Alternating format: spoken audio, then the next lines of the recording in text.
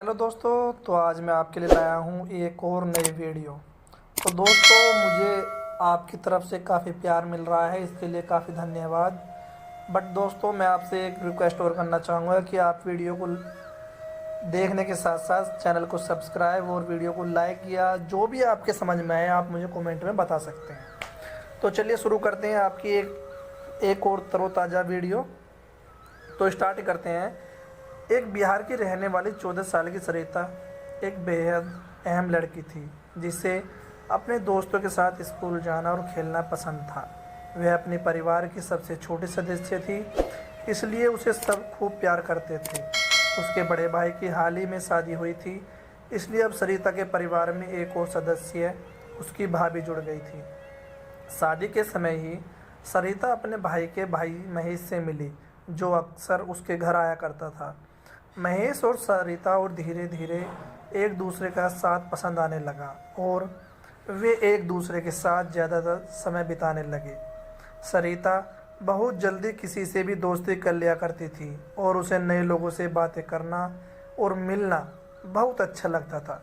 किशोर अवस्था होने के कारण सरिता महेश के प्रति आकर्षित होने लगे। हालांकि ये आकर्षण परंपरा था। इसके बाद महेश सरिता के घर पर ज़्यादा समय बिताने लगा और धीरे धीरे उन दोनों को ऐसा लगने लगा कि वे दोनों एक दूसरे को पसंद करते हैं। जैसे जैसे उन दोनों का रिश्ता गहरा होता गया, महेश ने सरिता को सेक्स करने के लिए कहना शुरू कर दिया, क्योंकि महेश का मानना था कि सेक्स उनके रिश्ते को मजबूत बनाएगा। वही सरिता सुरक्षित सेक्स या गर्भावस्था जैसी बातों से कोसों दूर थी, क्योंकि उसने इन चीज़ों के बारे में कुछ भी नहीं पता था। लेकिन महेश के लिए सरिता कुछ भी करने को तैयार थी, क्योंकि सरिता महेश से बहुत प्यार करती थी। इसलिए सरिता महेश के साथ सेक्स करने के लिए राजी हो गई। एक दिन जब घर पर कोई नहीं था, तब उन दोनों ने एक दूसरे के साथ सेक्स कर लिया। इसके बाद उनका रिश्ता कुछ महीनों तक ही चला, लेकिन सरिता को 4 महीने तक पीरियड्स नहीं हुए। साथ ही सरिता को कुछ अलग और अजीब सा महसूस होने लगा, लेकिन उसे समझ में ही नहीं आ रहा था कि वो आखिर ये बातें किसके साथ शेयर करे। 1 महीने के बाद सरिता के पेट का उभरा दिखने लगा। सरिता की माता और सरिता के अंदर हो रहे बदलाव को भनक लग गई। सरिता की माँ ने जब सरिता से इस बारे में बात करने की कोशिश की, तब सरिता ने कुछ भी कहने से इनकार कर दिया। वहीं महेश दोबारा गांव में अपनी परीक्षा देने वापस आया। सरिता के माता पिता ने सरिता को बहुत डराया धमकाया ताकि सरिता सच बता दे। सरिता अंदर से बिल्कुल टूट गई थी। उसे समझ ही नहीं आ रहा था कि वे उन बातों को सबके सामने कैसे कहे कि महेश और उसके बीच क्या है और महेश ने उसके साथ क्या किया था। लेकिन आखिरकार सरिता ने सब सच बता दिया। सरिता की माँ बहुत सहमी हुई थी और उनके सरिता को थप्पड़ जड़ दिया।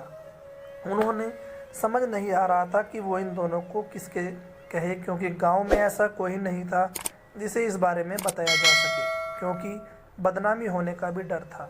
सरिता की माँ ने रोते हुए अपने पति को सब कुछ बता दिया। इस बीच सरिता की माँ को एक शख्स पर ख्याल आया जिससे वो इन बातों को कह सकती थी, जो आंगनवाड़ी में काम करने वाली आशा कार्यकर्ता थी।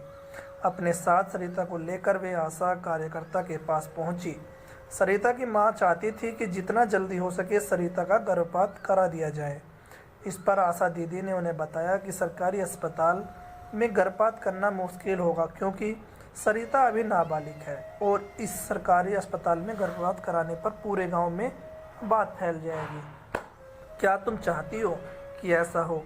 इसलिए बेहतर है कि किसी प्राइवेट अस्पताल में गर्भपात करा दिया जाए, क्योंकि वे एक ऐसी जगह पर रहते थे जहां स्वास्थ्य से जुड़ी बुनियादी अस्पताल या क्लिनिक नदारद थी। इसलिए आशा दीदी की बात मानकर सरिता की मां ने प्राइवेट अस्पताल में ही सरिता का गर्भपात करा दिया, जहां उसने हज़ारों रुपए दिए गए ताकि गर्भपात की बात को छुपा कर रखा जा सके, क्योंकि सरिता की माँ को ऐसा लग रहा था कि उसने गर्भपात करवा कर कोई काम गलत किया है।